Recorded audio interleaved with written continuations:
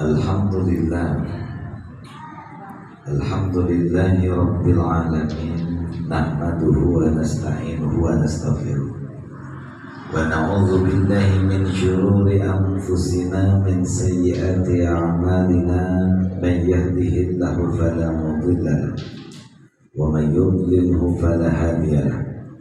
Asyhadu an la ilaha illallah wahdahu la syarika lahu wa asyhadu anna sayyidana wa nabiyyana Muhammadan kana abdahu wa rasulah.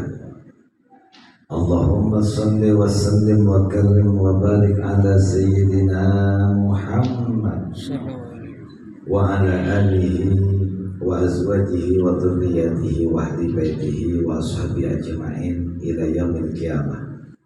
Amma ba'd, usikum wa nafsi bi taqwallah faqad faza al-muttaqun. A'udzubillahi minasyaitonir rajim. Ya ayyuhalladzina amanu ittaqullaha haqqa tuqatih wa la tamutunna illa wa antum muslimun. Hadirin saudaraku kaum muslimin, pecinta masjid, para tamu Allah, jamaah sholat Jumat yang dirahmati dan dicintai oleh Allah Subhanahu wa taala. Pertama, marilah tiada hentinya kita untuk seraya bermunajat dan bersyukur kepada Allah atas nikmat yang selama ini Allah limpahkan kepada kita. Utamanya nikmat hari ini, hari Jumat.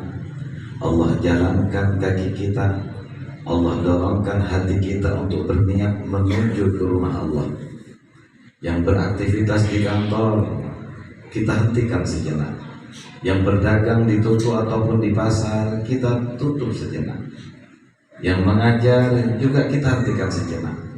Semua aktivitas kita hentikan tertuju satu fokus utama pada seruan panggilan Allah, yaitu panggilan untuk mendatangi sholat Jumat di masjid dan mendengarkan khutbah apa yang disampaikan oleh khotib kepada kita semuanya.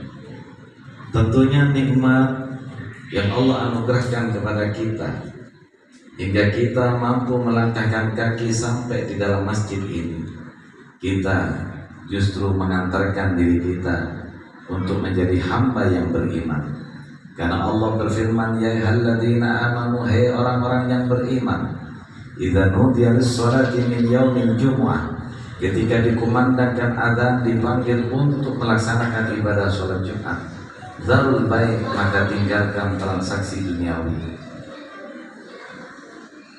Kita menunjukkan kalau kita punya eksistensi keimanan dan kita termasuk salah satu dari hamba Allah yang mendapat seruan panggilan ya ayyuhalladzina amanu.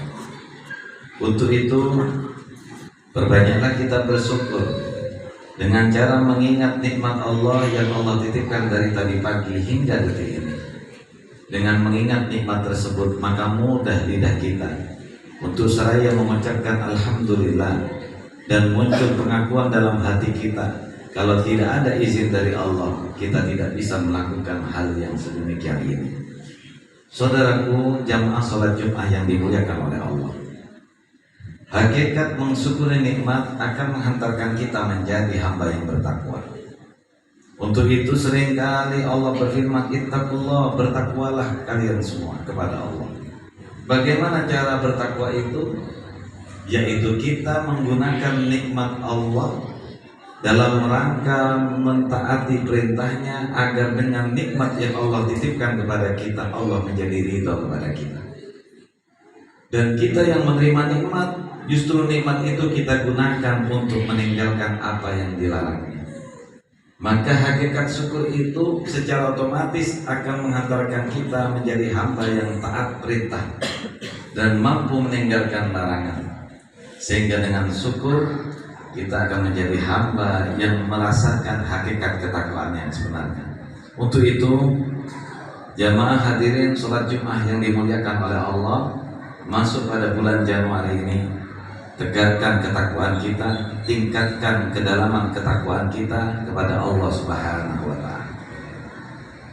Saudaraku jamaah sholat Jumat yang dimuliakan oleh Allah, Allah banyak menggambarkan tentang surga dan neraka. Allah menggambarkan pintu neraka lebih kecil, lebih sedikit, bukan lebih kecil, lebih sedikit daripada pintu surga. Pintu neraka dijelaskan oleh Allah dalam surat Al-Hijr ayat 44. A'udzubillahi minasyaitonir rajim. Laha sab'atu abwabin likulli babin minhum juz'un maksur. Neraka jahanam itu memiliki 7 pintu yang tiap-tiap pintu telah ditetapkan untuk golongan orang tertentu dari mereka siapa yang dikehendaki oleh Allah untuk masuk ke dalam. Khusus untuk pintu neraka. Di sisi lain Rasulullah bersabda, kullu ummati yadkhuluna jannah illa aba. Rasul berwasiat, seluruh umatku besok pasti masuk surga. Pasti masuk surga. Illa aba, kecuali orang yang ogah, orang yang membangkang, tidak semangat untuk masuk ke dalam surga Allah Subhanahu wa taala. Oleh karenanya hadirin, jumlah pintu neraka yang lebih sedikit dan jumlah pintu surga yang lebih banyak. Ini memberikan motivasi semangat kepada kita sebagai umat Nabi SAW Muhammad agar kita lebih banyak mudah masuk ke pintu surga daripada kita ke pintu neraka. Ingat kakek nenek moyang kita Nabi Adam dan Ibu Hawa tercipta pertama bukan di dunia ini. Dunia ini tempat singgahan yang kedua. Kakek nenek moyang kita itu diciptakan langsung ada di surga. Namun Allah berkehendak lain. Kakek nenek moyang kita diturunkan dunia untuk diuji, agar dengan ujian itu kakek nenek moyang kita, bahkan kita sebagai cucu-cucunya yang hidup di dunia ini dapat menjalani ujian dengan baik, sehingga ketika kita meninggal kelak kita kembali ke tempat kakek nenek moyang kita ditempatkan pertama, yaitu ke surga. Walaupun tidak sedikit, bahkan tidak banyak, ataupun banyak dari antara kita yang menjadi cucu Nabi Adam setelah pulang kembali kepada Allah, justru kita bukan kembali ke surga, tapi melainkan kita menuju jalan neraka. Oleh karenanya hadirin jamaah sholat Jum'ah yang dirahmati dan dimuliakan oleh Allah, prinsip utama adalah kita tidak membangkang untuk menuju jalan surga. Rasulullah SAW bersabda dalam hadis riwayat Sahal bin Sa'ad radhiyallahu anhu, qala Rasulullah SAW, fil jannati samaniyati abwab. Di dalam surga, setiap surga itu terdapat 8 pintu surga. Fiha babun yusamma ar-rayyan, la yadkhuluha illa as-shaimun. Lalu ada satu pintu namanya pintu Rayyan. Yang pintu Rayyan ini tidak bisa dimasuki oleh siapapun kecuali orang yang ahli di dalam melaksanakan ibadah puasa. Utamanya sanggup berpuasa di bulan Ramadan 30 hari penuh tanpa ada hutang satupun. Kita yang rajin melaksanakan ibadah puasa Ramadan, besok ketika kita masuk ke surga, maka pintu Rayyan ini terbuka untuknya. Lalu dia berkata, wahai orang yang ahli puasa, kemarilah kamu, ini pintumu untuk jalan menuju surga. Aku pintu untuk kamu, aku diperintah oleh Allah memang membuka untukmu. Sedangkan 7 pintu yang lain tidak terbuka untukmu. Untuk itu kita dianjurkan oleh Rasulullah sering-seringlah meminta surga. Is'alul jannah, kata Rasul. Bahkan Allah berfirman, wasari'u ila magfiratin min rabbikum wa jannatin arduha as-samawati wal ardu uiddat lil muttaqin.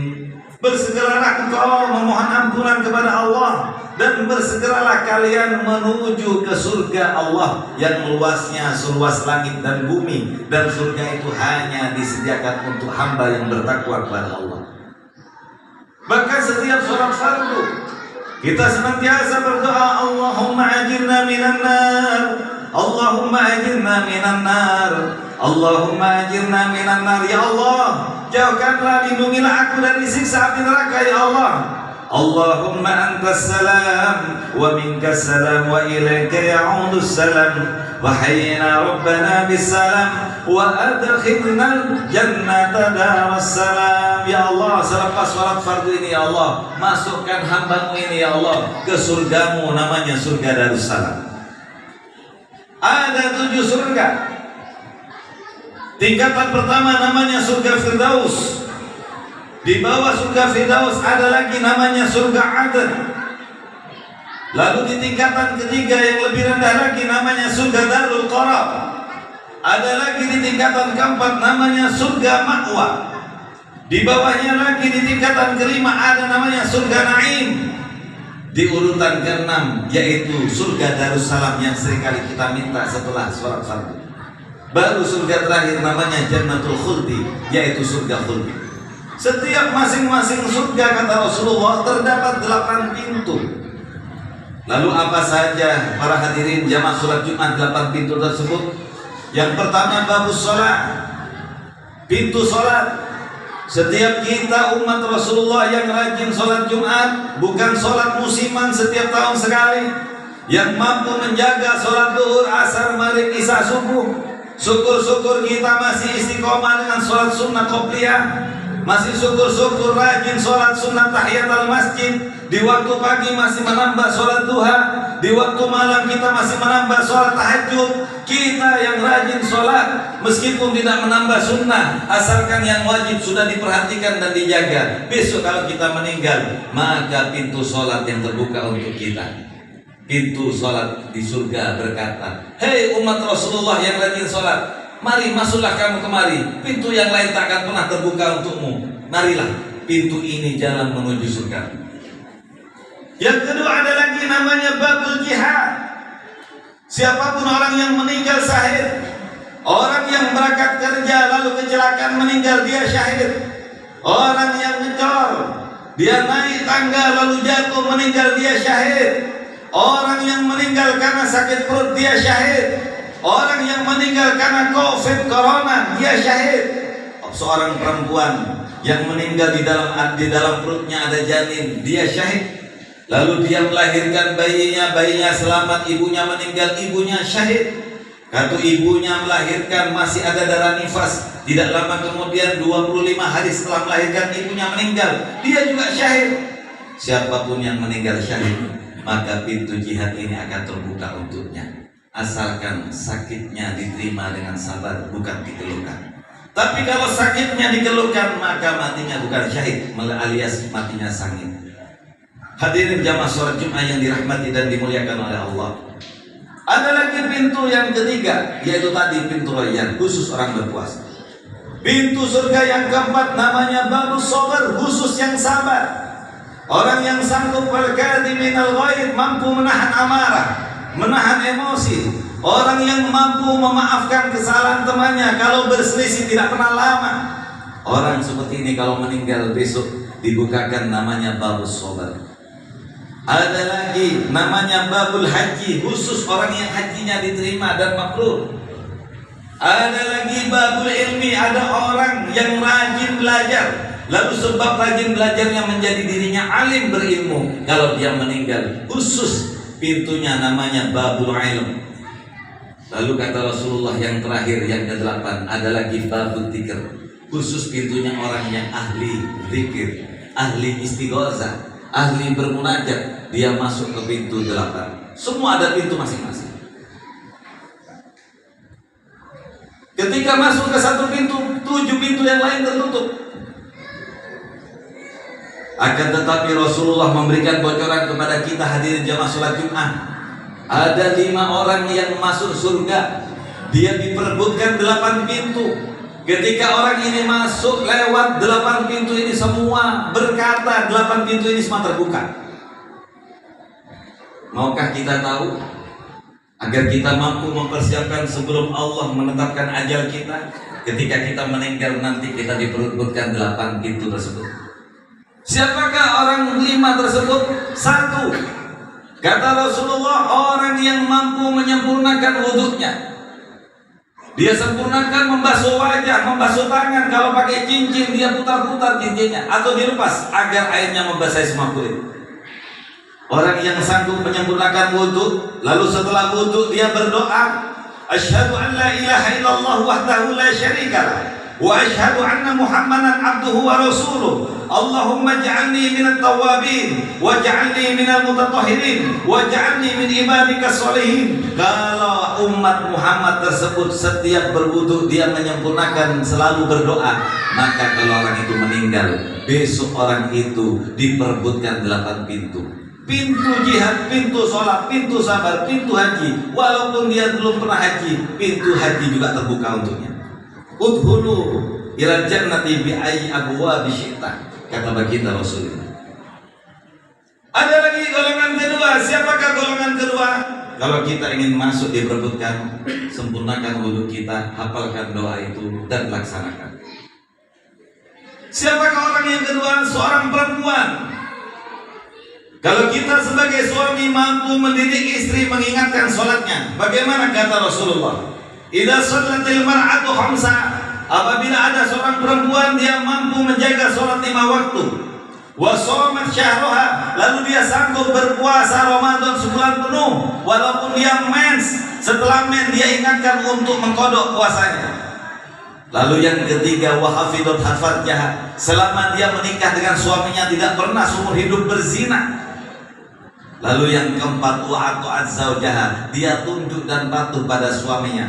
Perempuan yang model seperti ini, kita seorang suami yang wajib hadir setiap Jumat. Kalau mampu mendidik perempuan seperti itu, maka istri kita besok akan diperebutkan oleh 8 pintu. Udkhuli bi ayyi abwabil jannah ayyi syi'ti. Silakan wahai perempuan, pintu 8 terbuka untukmu. Walaupun kamu belum pernah haji, pintu haji juga terbuka untukmu. Walaupun kamu tidak meninggal syahid di jihad peperangan, tapi pintu jihad juga terbuka untukmu. Itu khusus bagi perempuan. Ada lagi yang ketiga, yang terakhir. Yang kedua tidak bisa dijelaskan semua mengingat waktu terbatas.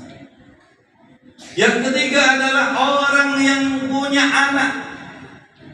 Apabila kita punya anak lalu meninggal sebelum usia dewasa, siapapun umur bayi janin yang belum waktunya lahir meninggal ataupun lahir belum sampai pada usia balik meninggal, apa kata Rasulullah? Anak bayi kita yang meninggal belum usia balik, besok dia dibangkitkan oleh Allah pada umur 33 tahun.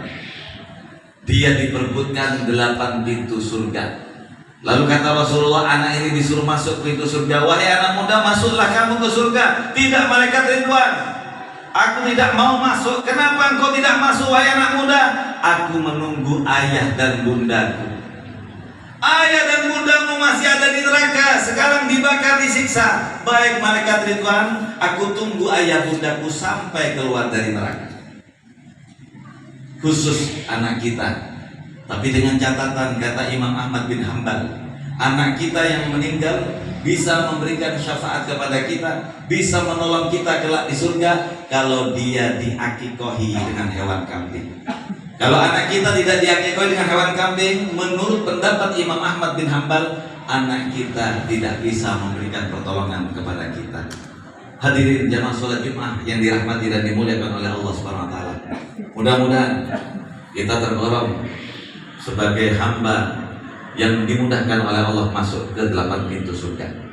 Mudah-mudahan kita semua senantiasa digiring oleh Allah sebagaimana dijelaskan Allah, wasibal ladzina taqu ila rabbikum ila jannati zumara hatta idza ja'u futihat abwabuha. Kita digiring bersama dengan hamba-hamba beriman yang bertakwa masuk ke surga. Ingat, besok masuk ke surga tidak ada yang sendiri, kita berrombong-rombong. Mudah-mudahan kita semua dimudahkan oleh Allah membimbing istri dan anak kita. Mudah-mudahan anak kita menjadi ahli waris surga sehingga dia juga menunggu kita. Mudah-mudahan kita semua dirindukan oleh surga. Bagaimana cara dirindukan surga? Mulai detik ini belajarlah kita rindu dengan surga. Insya Allah surga akan merindukan kita. Barakallahu fiikum wa lakum fil Qur'anil azim wa nafa'ani wa iyyakum bidzikri hakim wa taqabbala minni wa minkum bisalim. Aqulu qawli hadza fastaghfiruhu wal ghafurur rahim.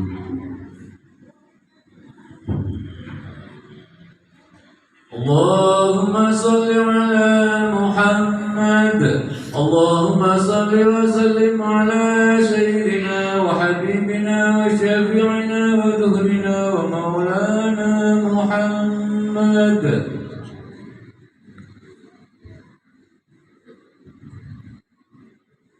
Alhamdulillah al-mun'imi ala man ata'at kafarat al-muttaqi man khalafa wa asar. Man tawakkala alaika faman fawwada amra ilayka dabbar wa hada. Ahmadu subhanahu wa ta'ala ala ma'adha. Asyhadu an la ilaha illallah wahdahu la syarika lah. Syahadatan man syahida yablughu mana.